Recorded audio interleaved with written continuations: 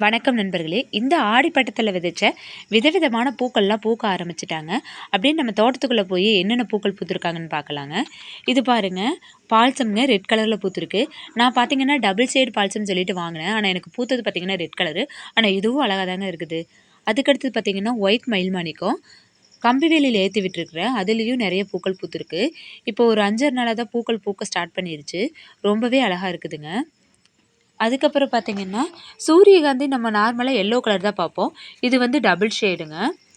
ஆன்லைன்ல பார்த்தா சரி வாங்கி வச்சு பார்க்கலான்னு சொல்லிட்டு வச்சேன். இப்போ பூவும் பூக்க ஆரம்பிச்சிருச்சுங்க. இப்போ தான் ஒரு பூ வந்திருக்குது.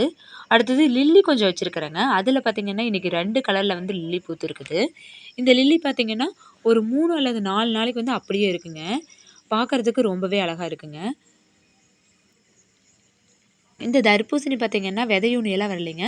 தானா விதையெழுந்து முளைச்சிச்சுங்க. இப்போ அதில ஒரு காய் பிடிச்சிருச்சு. இதை ஒரு 2, 3 நாள்ல நம்ம அறுவடை பண்ணலாம்.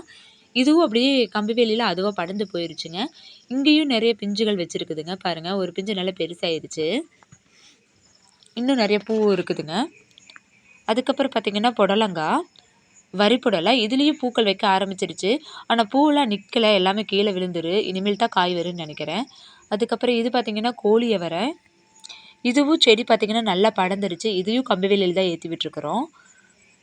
நல்லா படர்ந்துருச்சு. இப்போ பூக்களும் வைக்க ஆரம்பிச்சிருச்சு.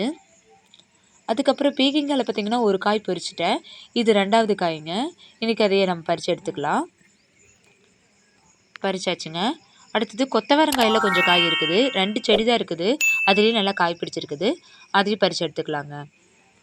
இன்றைக்கி இவ்வளோதாங்க நம்ம தோட்டத்தில் அறுவடை பண்ண காய்கறிகள். இந்த வீடியோ பிடிச்சிருந்ததுன்னா லைக் பண்ணுங்கள், ஷேர் பண்ணுங்கள்.